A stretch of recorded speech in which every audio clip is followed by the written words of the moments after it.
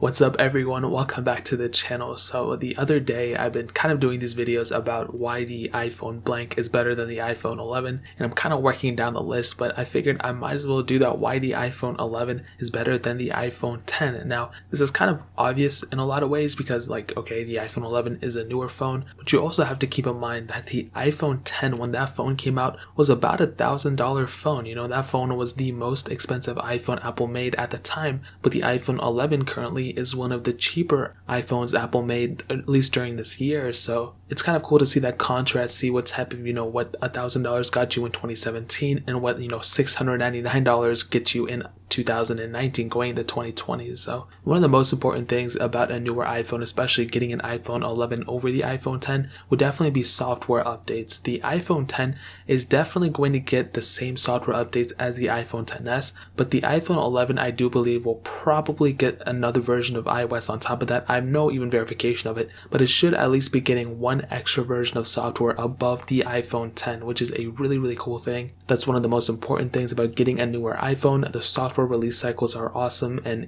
when you get an iPhone 11, you're pretty much guaranteeing yourself many years of software support, which is super important for a phone. If you plan on keeping it for any amount of time, it's really important for you to have at least some type of comfortability in yourself that, okay, this phone's not going to stop getting software anytime soon. So that's one of the major things right there. Now, as you know, I did all those speed comparisons, speed tests, all those things, and even though there's not that big of a difference, I would say between the iPhone 10 and iPhone 11 in terms of a performance standpoint, there is still a speed increase when you're going up to an iPhone 11. So even now, there might not be that big of a difference or whatever. In due time, there will definitely be a need eventually for more performance, more RAM, more this and that. And like I said, in my speed comparisons, the iPhone 10 wasn't too far behind the iPhone 11, but the iPhone 11 is still the faster phone. Between them, you're getting more RAM, which is super important. You're getting 4 gigabytes of RAM in the iPhone 11, where in the iPhone 10, you're only getting 3, which 3 is still perfectly fine. It's not like it's, you're going to be strapped for RAM or anything, but you do have additional RAM in the iPhone 11.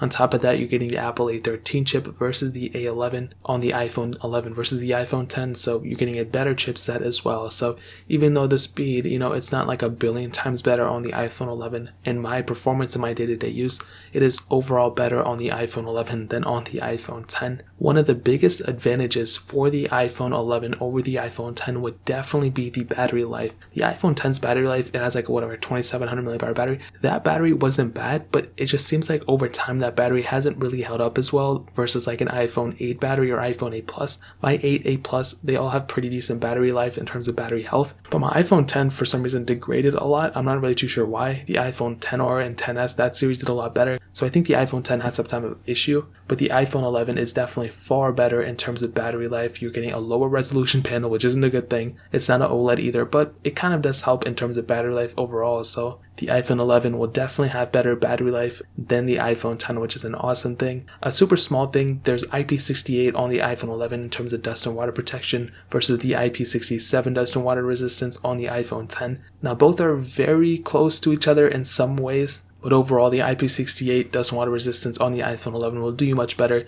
If you're a very active person, if you take your phone out, if you do a lot of traveling, it's actually best if you get an IP68 phone over an IP67. So both are very close, but of course the IP68 phone is better overall than the IP67 phone. And the last slight thing I want to hit on, there's probably so many things I'm missing out, but these are the main things that I could see in terms of my, when I'm using my phone and everything. The camera in terms of quality is better on the iPhone 11 for sure. If you looked at my iPhone 11 versus my iPhone 10 comparison in terms of camera test, I'll link that in the description if I remember, and I'll link that speed test I did the other day too. You will see that, yes, the iPhone 11 photos do look overall better than the iPhone 10 photos. They're taken at the exact same time, exact same conditions, everything's exactly the same. And even though, you might think like, oh, it's not that big of a deal, this or that, there is some type of, reassurance to me that like, okay, this photo, I don't have to calibrate it, I don't have to do anything. I'm getting the best possible photo I can get with the least amount of effort.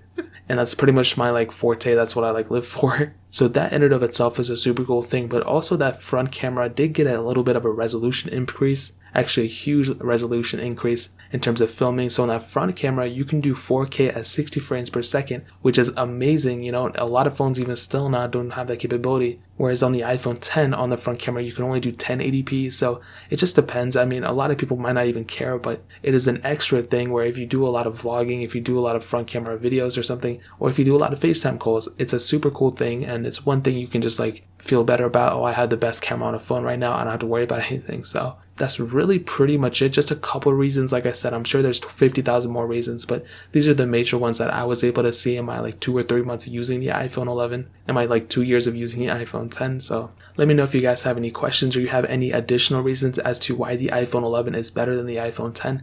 I'd love to know your experience with it down in the comment section below. Hit that like button, that would mean so much, but definitely hit that subscribe button. Every single subscriber that we get really does count, so it would mean so much if you guys could hit that. Also check out the other links down in the description as well. My Twitter, my Instagram, my second channel. All those links are linked down below. I'd really appreciate if you guys could check it out.